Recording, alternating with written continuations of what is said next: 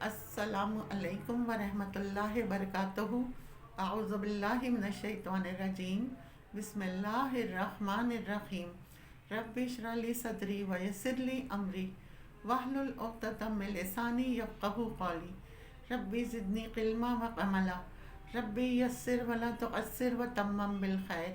آج میں آپ کو قرآن پاک کی سورت الزمر کی فضیلت اور اس کے بینیفٹس کے بارے میں بتاؤں گی۔ سورہ الزمر یہ قرآن کی ترتیب میں 39ویں نمبر پر ہے، اور اس سورت کی 2 آیات کے علاوہ باقی پوری سورت مکی ہے، یعنی ہجرت مدینہ سے پہلے نازل ہوئی تھی۔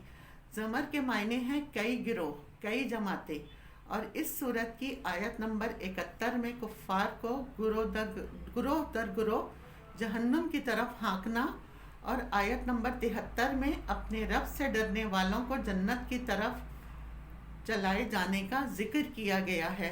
اسی مناسبت سے اس سورت کا نام سورہ الزمر رکھا گیا، یعنی گروہ در گروہ۔ حضرت عائشہ صدیقہ رضی اللہ تعالیٰ عنہ فرماتی ہیں کہ سرکار دو عالم محمد مصطفیٰ صلی اللہ علیہ وآلہ وسلم اتنے تسلسل سے روزے رکھتے تھے کہ ہمیں کبھی ایسا گمان ہوتا تھا کہ افطاری نہیں کریں گے، مسلسل روزے رکھتے، اور کبھی ایسا ہوتا تھا کہ بالکل روزہ نہیں رکھتے تھے تو ہمیں گمان ہوتا تھا کہ اب روزہ ہی نہیں رکھیں گے کیا کبھی۔ اس صورت کا مرکزی مضمون یہ ہے کہ اس میں اللہ تعالیٰ کے وجود اور اس کی وحدانیت پر دلائل ذکر کیے گئے ہیں، اور قرآن مجید فرقان حمید کو اللہ پاک کی وحی ہونا بتایا گیا ہے، اور اس میں یہ تمام چیزیں بھی بتائی گئیں۔ نمبر 1، اس صورت کی ابتدا میں اللہ تعالیٰ نے اپنے پیارے حبیب حضرت محمد مصطفیٰ صلی اللہ علیہ وآلہ وسلم کو اخلاص کے ساتھ اللہ تعالیٰ کی عبادت پر اطاعت کرنے کا بھی حکم دیا، اور یہ بھی بیان فرمایا کہ اللہ تعالیٰ مخلوق کی مشابہت سے پاک ہے بے شک، اور مشرکین کے شبہات کو زائل فرمایا جن کی وجہ سے وہ بتوں کو معبود شفاعت کرنے والا مانتے تھے، اور ان کی عبادت کو اللہ تعالیٰ کی بارگاہ میں قرب کا حاصل کرنے کا وسیلہ اور ذریعہ سمجھا کرتے تھے۔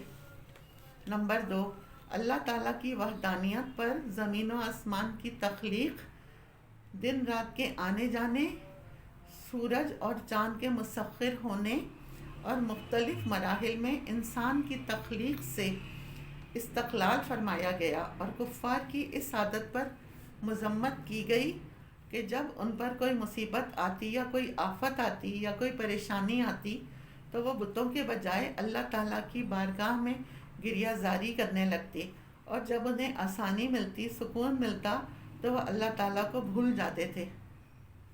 نمبر 3، مسلمانوں اور کفار کے مابین فرق بیان کیا گیا کہ مسلمان دنیا اور آخرت میں سعادت مند ہوں گے، اور کفار دونوں جہانوں میں بدبخت رہیں گے، اور عذاب دیکھ کر کہیں گے کہ کاش فدیہ دے کر ہم اس عذاب سے بچ جائیں۔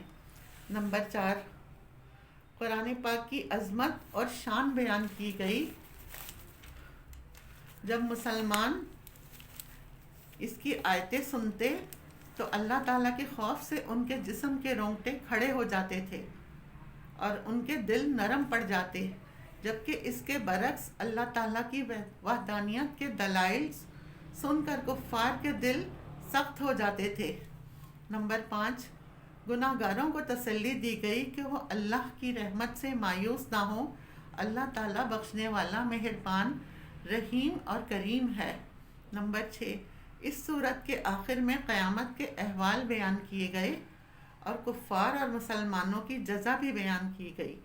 یہ ہے سورہ زمر کی فضیلت۔ اب اگر ہم اس کے بینیفٹس دیکھیں، اگر کوئی آدمی اپنی عزت اور مقام کھو چکا ہے اور وہ چاہتا ہے کہ پہلے جیسا مقام اور اسے وہ مرتبہ حاصل ہو جائے، تو وہ روزانہ فجر کی نماز کے بعد سورۃ زمر کی تلاوت کرے اور اپنے اوپر دم کرے اور اللہ سے دعا کرے کہ اس کا کھویا ہوا مقام، مرتبہ اور وقار واپس دلا دیں، تو انشاءاللہ تعالیٰ اس کو اس کی کھوئی ہوئی عزت واپس مل جائے گی۔ اگر کسی کو نظر بد لگ گئی ہے تو اس کے لیے صورت انتہائی کارآمد اور مفید ہے۔ آپ اس صورت کو کسی بھی نماز کے بعد پڑھ کر جس کو نظر لگی ہو اس پر دم کر دیں اور پانی پر دم کر کے پلائیں، انشاءاللہ واضح فرق محسوس ہو جائے گا۔ 21 دن تک یہ عمل کر لیں۔ اگر کسی شخص کو آسمانی بجلی یا آندھی اور طوفان سے نقصان پہنچنے کا ڈر ہے تو اس کی آیت نمبر 62 اللہ خالق کل شیء وہو علی کل شیء وکیل کثرت سے پڑھے، انشاءاللہ خطرہ ٹل جائے گا۔ اگر کوئی شخص یہ چاہتا ہے کہ اس کا مال بڑھے، اس میں برکت ہو، تو اس کے لیے وہ روزانہ 7 مرتبہ سورہ الزمر پڑھے، انشاءاللہ تعالیٰ اس کے مال میں اضافہ ہوگا۔ اگر کوئی نیا کاروبار شروع کرے تو وہ بھی اس کو اسی طرح پڑھ سکتا ہے۔ 11 دن تک یہ عمل کر لیں، انشاءاللہ تعالیٰ واضح فرق محسوس کریں گے۔ اللہ تعالیٰ ہمیں اور آپ کو عمل کرنے والا بنائے اور ثابت قدم رکھے اور ہماری پریشانیاں اور مشکلات آسان کرے، آمین۔ وآخر دعوانا ان الحمد للہ رب العالمین۔